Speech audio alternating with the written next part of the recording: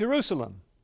Few other words can elicit feelings of hope and peace, and at the same time sentiments of sorrow and heartbreak, or in some cases, anger, vengeance, and division. Strange, as the word itself literally means city of peace. Although Jerusalem has likely witnessed in its nearly 4,000-year history more terror, destruction, and suffering than almost any place on earth, it lives on and remains a source of hope to millions. Why does Jerusalem still impact the affairs and emotions of peoples around the world? Today we will take a look at the history, the present, and in particular the future of this captivating city. The story of Jerusalem began millennia ago. The city is set in rugged hill country, 30 miles east of the Mediterranean and about 20 miles north of the Dead Sea. It is on a plateau which is heavily incised by 3 steep-walled ravines that converge in the Siloam Valley, southeast of the city. The most prominent parts of the ancient site are 2 hills. Atop the southern one sits what is now known as the City of David, and on the northern hill, what today is the Temple Mount. We do know the site was inhabited and operating as a royal city in the days of Abraham, circa 1800 BC. At that time, the biblical record refers to it as Salem, and that original settlement long predated the patriarch. We also have a clear record in the Tel El Amarna letters, a collection of clay tablets found in the ancient ruined city of Akhenaten in Egypt. They are inscribed with the correspondence between officials in the ancient Near East and Egypt in the 14th century BC. One records a correspondence between Pharaoh and his representative, Abdi-Hepa. Abdi-Hepa was a paltry potentate in a world dominated by the Egyptians to the south. His appeals, found in Pharaoh's archive, are panic-stricken, the first known words of a Jerusalemite. The tablets refer to Jerusalem as Urushalim, the Babylonian word for city of Salem, meaning city of peace. Other tablets imply that the city had originally been occupied by the Hittites and was eventually overrun by a Canaanite people known as Jebusites. Hence the name of the city in Judges 19 is Jebus, and it was they who occupied Jerusalem at the time of the Israelite invasion. When the Habiru, or Hebrew, peoples or Israelites invaded Canaan under Joshua in the 14th century BC, Jerusalem was a heavily fortified town whose defenses were strengthened by the steep-sided ravines on all sides, making the city virtually impregnable by armies of the day. The tribe of Benjamin in the days of Joshua did take the area surrounding the city, but did not take the citadel, largely due to its defensive strength. Hence, for nearly 400 years, the Benjamites and the Jebusites lived side by side. Around 1000 BC, David had become king of Israel. His first capital was in Hebron, in the territory of Judah, but he realized that having a capital on the border between 2 tribes would make the capital's location a more politically neutral territory from which to govern the entire nation. But how could such a stronghold be captured? So confident were the Jebusites that the city could not be taken, they mocked David from the city walls. And the king and his men went to Jerusalem against the Jebusites and the inhabitants of the land, who spoke to David, saying, "You shall not come in here, but the blind and the lame will repel you," thinking, David cannot come in here. In 2 Samuel 5 and 1 Chronicles 11, we learn of David's plan to attack Jebus, and see a valiant soldier named Joab lead a group of what we would now call commandos in a daring raid. They bypassed the fortified Gihon Spring, entering into a subterranean water channel, and then climbed a 50-foot-high vertical rock shaft to enter under the city walls, resulting in the capture of this impregnable fortress. Thereafter, Jerusalem was David's capital and the capital of Israel. King Solomon succeeded his father, and although he brought great wealth and power and recognition to Israel, by the end of his rule the nation groaned under brutal taxation.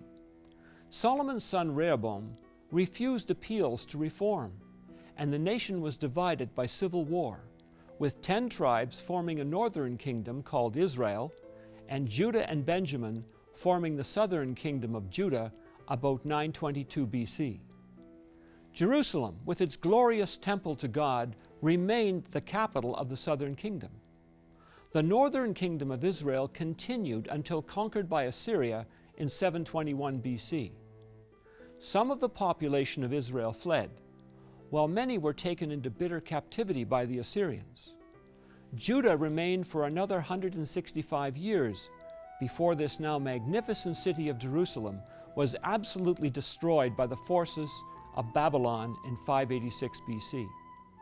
Its people were killed or taken captive to Babylon, where they were resettled.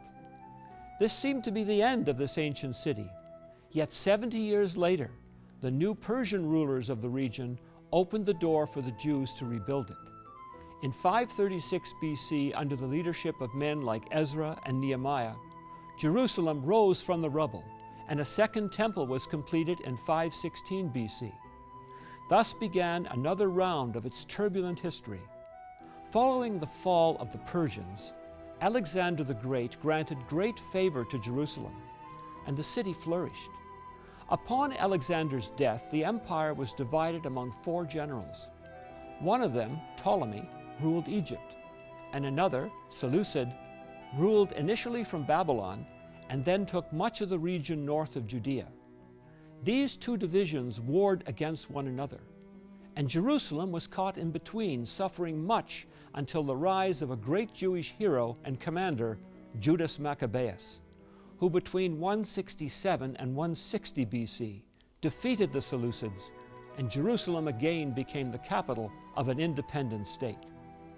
This independence was to be short-lived, as in 63 BC, Roman general Pompey captured Jerusalem and Judea, and they were formally invested into the Roman Empire. Some years later, in 37 BC, Herod, known as Herod the Great, became the Roman client king of the region, and in an effort to win the favor of the Jews, decided to make a massive expansion of the temple complex in Jerusalem. Herod rebuilt the temple, and in fact much of the city, into one of the most magnificent on earth. Judea was again flourishing, yet in AD 66, as a result of changing Roman policies toward the Jews, especially in regard to freedom of religious worship, many Jews erupted in a revolt against Roman rule.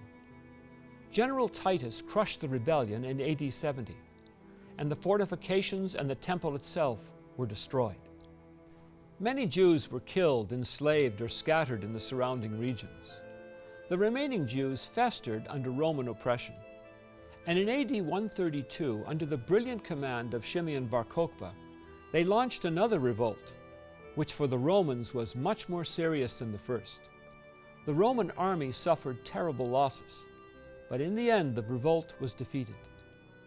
This time, Jews were expelled, and Emperor Hadrian rebuilt the city, now named Aelia Capitolina, on a smaller scale, with the centerpiece a temple to the Roman god Jupiter. To further insult the Jews, the Romans changed the name of the region from Judea to Palestine, the Latin equivalent of the name of the ancient enemies of the Jews in Israel, the Philistines. After more than 2,000 years of near continuous habitation, this once glorious city was now reduced to a humble town where no Jews could reside on a permanent basis. Yet the prophets had said Jerusalem would continue to be a factor throughout history. In Part 2, we will see how correct they were. The region of the Middle East will be the focus for events that will occur as the end of the age draws near. Many have written about this, but often not from the precise context of the most famous prophetic book, the Bible. We saw in the first portion of our program the ancient history of Jerusalem, a city that existed from near the dawn of civilization and became the foremost city on the earth in the days of Solomon. Yet due to almost constant warfare, the city was twice nearly wiped off the face of the earth. But the prophets proclaimed it would continue to rise from the ashes. For the next 2,000 years, things did not get easier for the city. In the early 4th century, under the rule of Constantine, Jews were again permitted to enter the environs of Jerusalem. The city was then determined to be Christian. For almost 300 years, some level of peace, though not prosperity, returned to Jerusalem. Beginning around AD 610, a new religious movement sprang up in Arabia. And less than 20 years later, Muslim forces under the command of Caliph Omar overran Jerusalem and the region. The city quickly became a revered Muslim site due to their belief that Muhammad had ascended to heaven from the old Temple Mount. For most of the past 2,000 years, Jerusalem has been under the rule of Muslim leaders, save for a brief period of Crusader dominion from 1099 to 1187. Under Muslim rule, Jews were free to live, work, and worship, though not on the Temple Mount. In most cases, Jews fared far better in Muslim-ruled areas than in those governed by Christian rulers of the period. In 1517, the Ottoman Turks wrested control of the area from the Egyptians, enabling the powerful Sultan Suleiman the Magnificent to rebuild the city walls as they are seen today. Under Ottoman rule, however, the economy of the region declined. Trees were largely removed, accelerating the process of desertification. The land now appeared very different than it would have in the days of Abraham or Christ.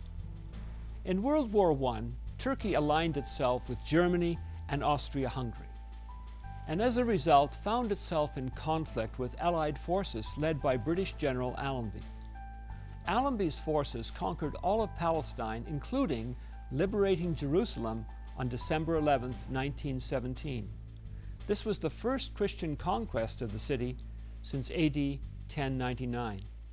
It is worth noting that a month prior to the conquest by Allenby, the British Foreign Secretary Lord Balfour issued this statement supporting the establishment of a Jewish homeland. His Majesty's government view with favor the establishment in Palestine of a national home for the Jewish people and will use their best endeavors to facilitate the achievement of this objective. This became known as the Balfour Declaration. Of course, it was welcomed by Jews worldwide and opened the door to re-establish a tribe of Israel in its homeland after 2,000 years. To many Arabs, however, especially those who had allied themselves to the British in the war against the Turks, it seemed a betrayal. Thus, the stage was set for further conflict to envelop the City of Peace. Rising levels of Jewish immigration raised more and more concern among Arab populations. Increasingly, the British found themselves under attack from both sides. Frustrated, they abandoned the mandate in 1947 and withdrew their forces. Within days of their withdrawal, conflict erupted between Jews and Arabs. Realizing war was inevitable, many Palestinian families fled the territory to escape the coming fight. Some villages were expelled by Jewish forces, but many more were encouraged to leave by Arab forces so they would not be in the way when they pushed the Jews into the sea. The war began on March 10, 1948, and ended in March 1949. The young Jewish nation, to the surprise of analysts, had defeated the armies of Jordan, Syria, Lebanon, Saudi Arabia, and Egypt. West Jerusalem was now in Jewish hands for the first time since the Roman wars. But war seldom resolves conflicts. The Palestinians who had fled now no longer had a home. Those who had remained were eventually offered citizenship as Israeli Arabs. Yet the 700,000 who had left were now refugees.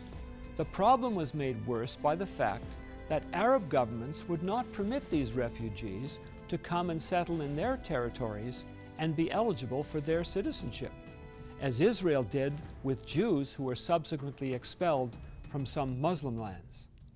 Thus, these 700,000 people were forced into refugee camps or settlements where many still languish. The Arab leaders felt they needed to use these refugees as a pressure tactic on Israel, knowing that if they returned, they would soon become the majority population. Other conflicts followed. The 1956 War, the 1967 Six-Day War, and the 1973 Yom Kippur War all saw Israel victorious. It was during the 1967 war that East Jerusalem, the Old City, fell into Israeli hands. Today, tension is building again as hostile forces develop their battle plans. For the devout Muslim, the land of Palestine must be returned to Islam, with Jerusalem their capital. To the Jew, Israel is their only homeland, and Jerusalem their capital. After suffering the Holocaust, they are determined not to abandon their ancient home. So what is the future of this troubled city? There is an old English saying, "It is always darkest before the dawn." The immediate future portends a dark time for Jerusalem, but that darkness will be suddenly lifted. The Bible is the only religious literature whose prophecies can be shown to have been fulfilled in detail. That is because it alone is inspired by the Creator. Let us look at a few key verses that reveal the shape of the events to come. "And you will hear of wars and rumors of wars. See that you be not troubled, for all these things must come to pass, but the end is not yet. For nation will rise against nation, and kingdom against kingdom, and there will be famines, pestilences, and earthquakes in various places." Daniel was given information by God that sets an outline for the events of the end. He speaks of two competing world powers, one called the King of the South, referring to an alliance of nations south of Jerusalem, and one called the King of the North, referring to an alliance of nations of the north of Jerusalem, which other scriptures show includes some of the descendants of ancient Assyria. The Bible predicts this northern alliance will be based in Central Europe. This northern kingdom, explained in Daniel 2 verse 42, is composed of 10 nations. This same kingdom will make a treaty with Judah and then violently break it and attack it, as well as other nations. It also shows the northern king will have secretly made alliances with others in the region. Then he shall confirm a covenant, a treaty, with many for 1 week, 7 years. But in the middle of the week he shall bring an end to sacrifice and offering. Thus we see that Israel will make an alliance with this future power, which will last 7 years. During that time, the Jews will again start sacrifices on the Temple Mount, which means it must be purified and be void of any other religious influence. It does not require a temple as such, but it does require a purified priesthood, suitable sacrifices, and the construction and dedication of at least an altar. This will not go down well with the surrounding Muslim nations. Halfway through this agreement, the king of the north will revoke the treaty and not only attack Israel, but some surrounding nations, and also defile the Temple Mount with religious rites of his own, which are incompatible with God's requirements. Hence, it is an abomination. At the time of the end, the king of the south shall attack him, and the king of the north shall come against him like a whirlwind with chariots and horsemen and many ships, and he shall enter the countries and overwhelm them and pass through. And he shall also enter the glorious land, and many countries shall be overthrown. But these shall escape from his hand: Edom, Moab, and the prominent people of Ammon. Once this attack comes, Israel will be defeated, as will other countries in the Arab world who are part of the king of the south. But 3 are named who will escape, likely due to an alliance they have secretly made with this northern beast power: Edom, Moab, and Ammon, who were anciently found within the territory of present-day Jordan, as well as in some of the surrounding territory, appear to have a future alliance with this northern power. Notice the warning given through the ancient prophet Zechariah around 520 BC, speaking of the days just before the intervention of a returning Christ in the time of the end. Half of the city shall go into captivity, but the remnant of the people shall not be cut off from the city. Then the Lord will go forth and fight against those nations as he fights in the day of battle. And in that day his feet will stand on the Mount of Olives, which faces Jerusalem on the east. Jesus Christ will not allow things to go much further, understanding that all of these troubles have been the natural result of people refusing to live by the laws and standards that God gave to mankind. Judah will learn its lesson, and the survivors will be ready to obey. Now comes the beginning of the great restoration of Jerusalem. The Lord also will roar from Zion and utter his voice from Jerusalem. The heavens and earth will shake, but the Lord will be a shelter for his people and the strength of the children of Israel. So you shall know that I am the Lord your God, dwelling in Zion, my holy mountain. Then Jerusalem shall be holy. Jerusalem will be the center of worship to the true God for all humanity. Under the rule of Jesus Christ and the resurrected saints, the children of God, Jerusalem will become the capital of the earth, and Christ will extend righteous government, finally bringing peace, justice, and prosperity to all mankind for over 1,000 years. After that, there is an even more glorious future for this eternal city. I urge you to take a moment to call in and request your free copy of the Middle Eastern Prophecy. This booklet details many of the prophecies related not only to Jerusalem, but the surrounding regions as well. If you wish to understand the future of this region, order this free booklet.